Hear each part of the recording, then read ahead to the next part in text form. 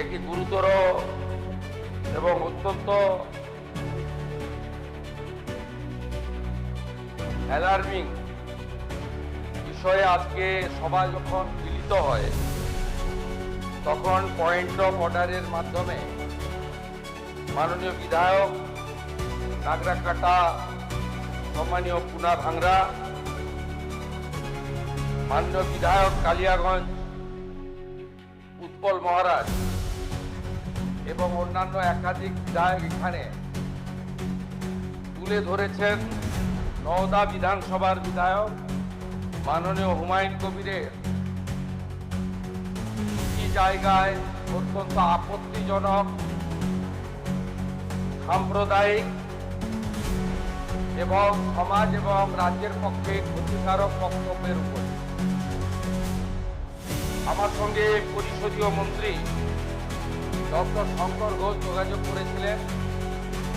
আমি তাকে আশ্বস্ত করেছিলাম যে মাননীয় অধ্যক্ষ মহোদয় অনুমতি দিলে আমি এই সংক্রান্ত একটি স্টেটমেন্ট হাউসে রাখব। প্রথমত, মাননীয় হুমায়ুন কবির যে বক্তব্য রেখেছেন এই বক্তব্য আপনাদের কাছে আমি পড়ে শোনাচ্ছি।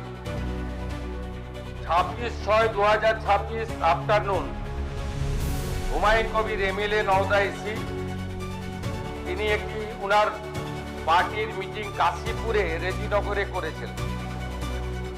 সেখানে তিনি বলছেন এই যে অনামিকা ঘোষ সে ভোটে হেরে মনে করছে আমি এমএলএ, এখানে ভোটে হেরে বিজেপি মনে করছে আমি এমএলএ, এখানে এখন আস্ফালন করে বেড়াচ্ছে।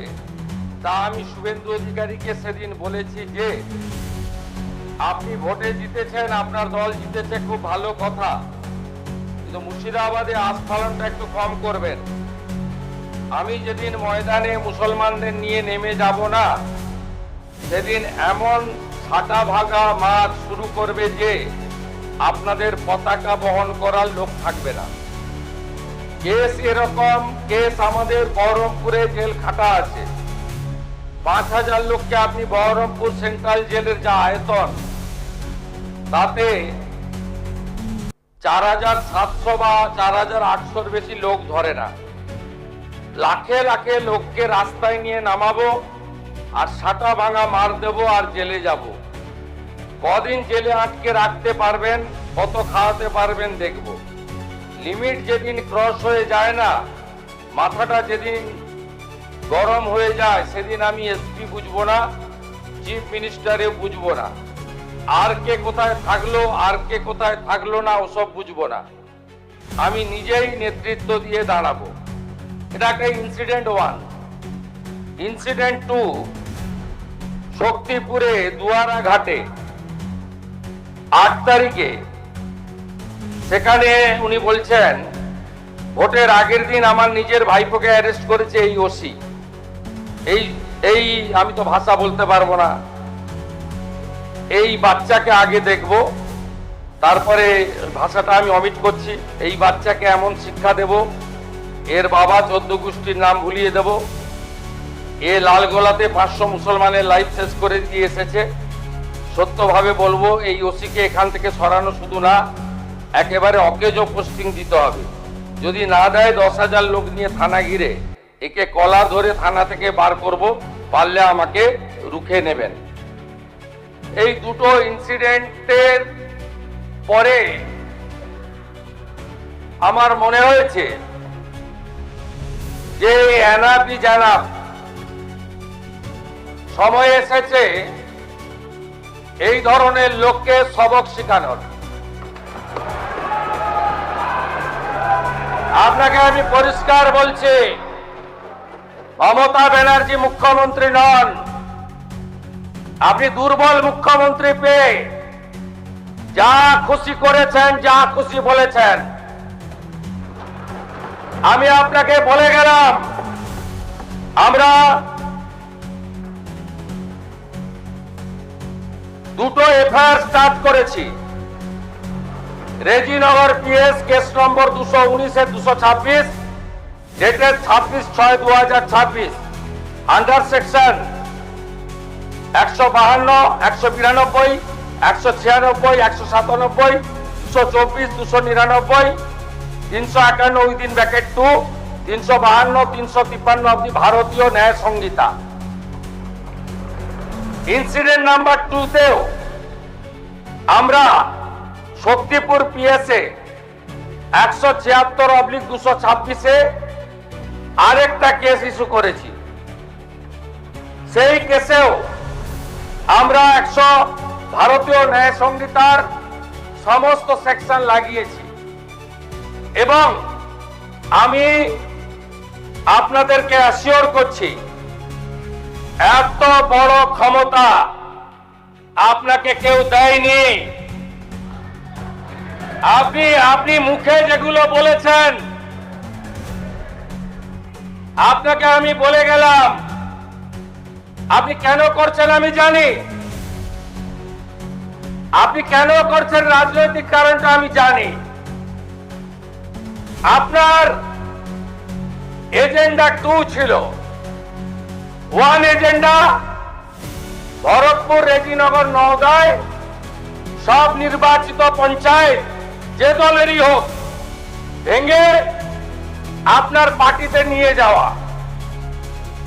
আপনি সেটা করতে পারছেন না।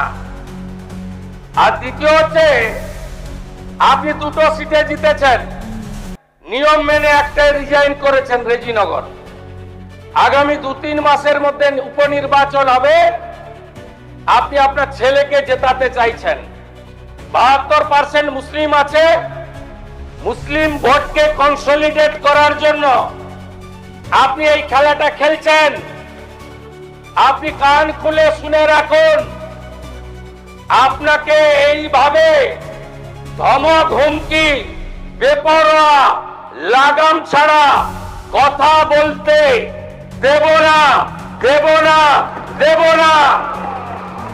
আপনাকে আমি শুধু 3টে উদাহরণ দিলাম। সন্দেশখালীতে একজন ছিল,